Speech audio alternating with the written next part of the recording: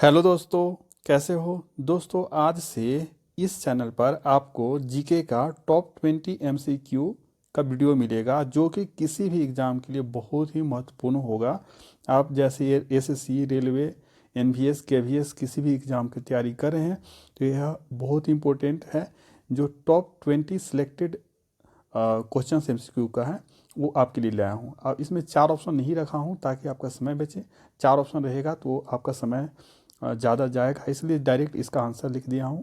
हाँ, लेकिन इसका एक्सप्लेन करते हुए आपको बताऊंगा। ऐसा नहीं कि केवल जो ऑप्शन है वही आपको बता दूंगा, इसके साथ साथ इसका एक्सप्लेनेशन भी बताऊंगा। ठीक है दोस्तों, तो आप शुरू से अंत तक जरूर देखिएगा। और जो इंग्लिश मीडियम वाले हैं वे भी देखें, क्योंकि इससे इंग्लिश में भी बताएंगे। जो इम्पोर्टेंट वर्ड्स हैं वो इंग्लिश में भी बताएंगे। जैसे कि बेग कैसी राशि है। बेग को आपको पता है इंग्लिश में वेलोसिटी बता है, वेलोसिटी बोला जाता है ना। तो बेग कैसी वेक्टर क्वांटिटी है ना। तो वेक्टर क्वांटिटी होता है यानी सदिश राशि, एंड स्केलर क्वांटिटी अदिश राशि।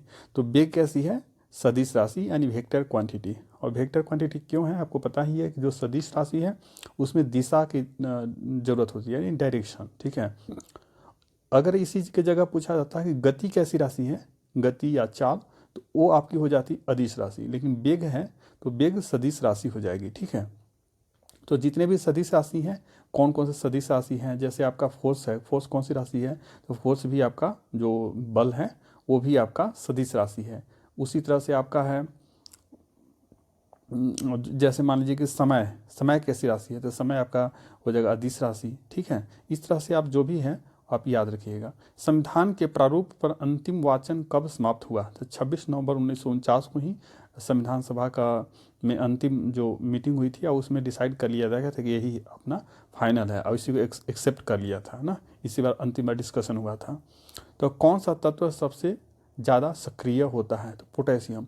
पोटेशियम सबसे ज़्यादा सक्रिय होगा ना, एक्टिव होगा। एक्टिव एलिमेंट सबसे ज़्यादा कौन सा है, तो पोटेशियम। किस स्थान पर बुद्ध ने 5 सन्यासियों के साथ संघ की स्थापना की, तो सारनाथ, सारनाथ में की थी, आप सभी को पता होगा। सारनाथ कहाँ है, तो उत्तर प्रदेश यूपी में है। उमा की तपस्या, ये बहुत इंपॉर्टेंट क्वेश्चन है, क्योंकि आप जानते होंगे कि जितने भी एग्जाम हैं उनमें आजकल जो आर्ट एंड कल्चर से बहुत क्वेश्चन आ रहे हैं ना। तो आर्ट्स से इसमें 2-3 क्वेश्चन मैं इंक्लूड किया हूँ, तो आप जरूर देखना। उमा की तपस्या, शिव पार्वती, बसंत प्रमाण किस चित्रकला की उत्कृष्ट कृतियाँ हैं, तो यह नंदलाल बोस, नंदलाल बोस जो आर्टिस्ट थे उनकी ये कृतियाँ हैं। ठीक है, सौरमंडल की खोज किसने की, कोपरनिकस, कोपरनिकस थे, उन्होंने सौरमंडल की खोज की। ठीक है, अगला है कि भारत में निर्मित पहला उपग्रह प्रक्षेपण वाहन कौन सा था, तो SLV-3, SLV-3।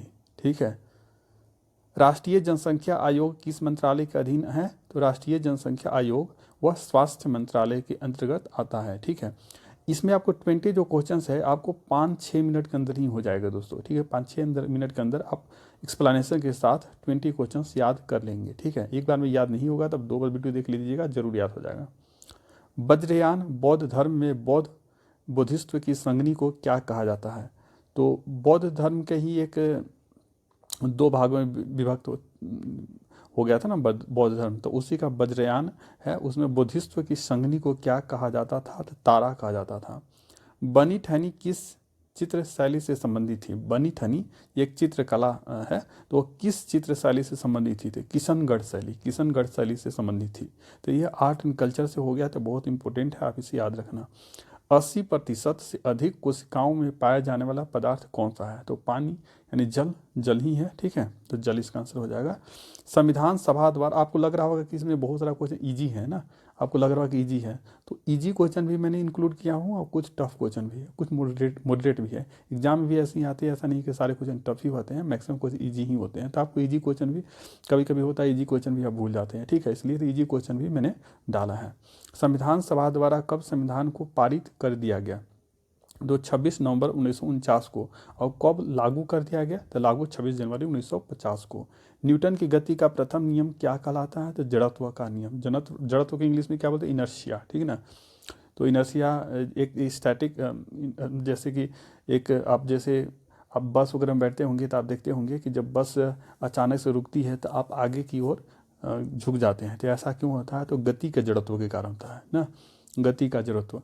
तो उसी के कारण जैसे कि आप बस से जब उतरते हैं तो आपको क्या करना चाहिए कि बस के आगे की ओर आपको कूदना चाहिए, ताकि आप, नहीं तो अचानक से आप रुक जाएंगे तो आप गिर सकते हैं, क्योंकि आपका जो पूरा शरीर है गति में हो है ना, गति में रहता है उसमें, लेकिन पैर अचानक से जमीन के संपर्क पाने के कारण स्थिर हो जाता है, तो इसके कारण आप गिरने की संभावना रहती है। इसलिए जब भी आप उतरें, अगर चलती हुई बस में, तो आप आगे की ओर थोड़ा कूदें, ठीक है।